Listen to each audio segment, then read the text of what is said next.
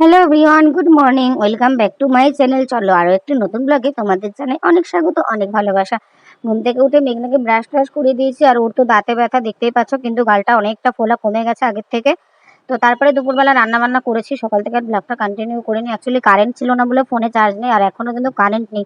ওই জন্য ওর বাবা বারান্দায় খেতে বসেছে, বারান্দায় একটু হাওয়া দিচ্ছে। আর আমাদের যেহেতু উপরে অ্যাডভেস্টার, প্রচুর গরম, বিভৎস গরম, আর রাস্তায় এত গাড়ি ঘোড়া যায় ওই জন্য আরও গরম। তারপরে এই ঘরে রান্নাঘর, ওই জন্য মানে পাশাপাশি যেহেতু রান্নাঘর খাবার ঘর, গরমটা আরো বেশি। মেঘনা দেখো কি সুন্দর হাওয়া দিচ্ছে, আর ওর বাবার না হাত কেটে গেছে ওই মানে কাজের ওখানে। তোমারও কি বলে, মানে কাউন্টারের সামনে একটা টিন ছিল, সেই টিনটাকে সরাতে গিয়ে হাত কেটে গেছে। তো তারপরে যে দুপুরবেলা আজকে গিয়ে রান্না করেছে তোমাদের দেখিয়ে দিচ্ছে। আজকে পনির রান্না করেছি, টক ডাল করেছি, আর শাক ভাজা করেছি। এখন মা মেয়ে দুজনা খেতে বসে পড়েছে, খাওয়া দাওয়া হয়ে গেছে। তারপরে মেঘনাকে একটু ঘুম পাড়িয়ে দিয়েছিলাম নিচের ঘরে, কেননা এতটা গরম বিভৎস, তার জন্য আজকে ওকে নিচের ঘরে মেঝেতে ঘুম পাড়িয়ে দিয়ে তারপরে আমি ওপরে এসেছি। আর এরকম হঠাৎ করে ঝড় বৃষ্টির মানে ঝড় উঠে গেছে, বৃষ্টি নামবে বলে। তারপরে মেঘনা আবার এই ঝড় উঠেছে বলে চলে এসেছে, মানে কারেন্ট চলে গেছিল, ঝড় প্রচন্ড পরিমাণে হাওয়া দিচ্ছিল, মানে এমন হাওয়া দিচ্ছিল মনে হচ্ছে যেন জোর বৃষ্টি নামবে। কিন্তু সত্যি কথা বলতে দেখো, তোমরা দেখতেই পারবে, এই যে কিছুক্ষণ একটু ঝড় হয়ে এই যে জাস্ট হাতে গোনা 10 মিনিট বৃষ্টি হয়েছে, জাস্ট হাতে গোনায় বড় বড় ফোঁটা কয়েকটা বৃষ্টি হলো। মানে মানে ওই হাতে গোনা 10 মিনিটও হবে না, যাই হোক একটুখানি হয়ে ওই মাটিতে ভিজলো, আর গরমটা আরো উঠলো। জানো তো তোমরা, একটুখানি বৃষ্টি হলে কিন্তু মাটির যে ভাপটা ওঠে তার থেকে কিন্তু গরমটা আরো বেশি লাগে, একটা ভাপসা গরম থাকে।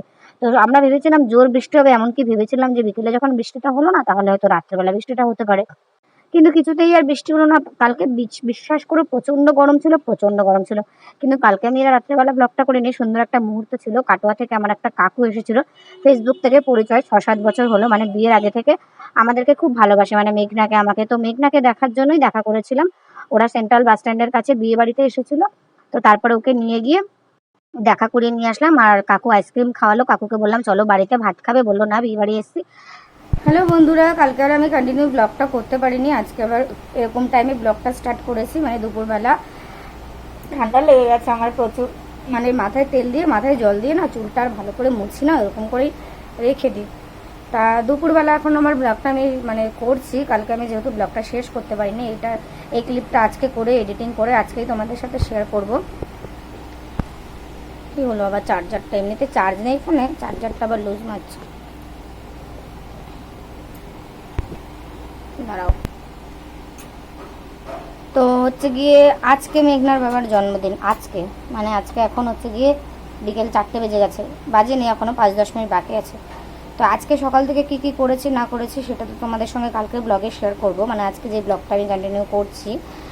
কিন্তু যেহেতু এটা আমি গতকালের ব্লগটা আজকে আবার আমি একটু এডিটিং করে তোমাদের সাথে শেয়ার করছি, তো ওই জন্য তোমাদের জানিয়ে রাখছি যে মেঘনার বাবার জন্মদিনে কি কি প্ল্যানিং আছে। তো প্ল্যানিং তো অনেক কিছু ছিল, সব কিছু প্ল্যানিংই কি আর বলবো, যাই হোক সেটা তোমরা কালকে ব্লগে দেখতে পারবে।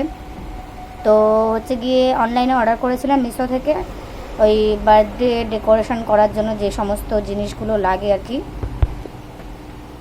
ব্যানার, বেলুন, আরও যা যা লাগে আর কি, সেগুলো অর্ডার করেছি। আর ওর বাবার জন্য একটা টি শার্ট নিয়েছি গিফট হিসাবে। আর কি করব, দুপুরবেলা রান্না বান্না খাওয়া দাওয়ার ব্যাপারটা আছে, একটু সাজিয়ে টাজিয়ে খেতে দেবো। ভিডিও করার যদি সুযোগ পাই তাহলে ভিডিও করব, আর যদি ভিডিও করার সুযোগ না হয় আমার, তাহলে ভিডিও করা হবে না তোমাদের সাথে শেয়ার করা। আর ওইটাই রাত্রেবেলা একটু প্ল্যানিং আছে যে মেঘনা একটু কেক টেক কাটতে ভালোবাসে, মানে বার্থডে সেলিব্রেশন করতে মেঘনার খুব মজা লাগে কেক কাটিং করতে। তো ওকে একটু আনন্দ দেওয়ার জন্য বলেছিলাম একটু কেক টেক কাটবো। ওর বাবা তো রাজি হচ্ছে না, বলছে ভালো লাগে না বুড়ো বয়সের এগুলো। তো আমি বলছি যে মেঘনার জন্য একটু আনন্দ করব আমরা, না হয় ওকে খুশি করার জন্য। তো বললো ঠিক আছে। ওর বাবা তো রাত্রেবেলা 10টার পরে বাড়িতে আসে, তো নতুন একটা কাজে লেগেছে, সেটা আমি তোমাদেরকে কালকের ব্লগটা জানিয়ে দেবো। গরম দেখেছো কেমন। তো চলো বন্ধুরা, ব্লগটা এখানে শেষ করে দিচ্ছি। আজকে ওর বাবার জন্মদিনে কী কী প্ল্যানিং, মানে কী কী করেছি না করেছি সেটা তোমরা পরের ব্লগে দেখতে পারবে। তো চলো আজকে টাটা। আমার অবস্থাটা দেখেছো না, আমার লাইফেরও মনে হচ্ছে শেষ সময় চলছে, আর আমার ফোনেরও শেষ সময় চলছে, ফোনটারও কিচ্ছু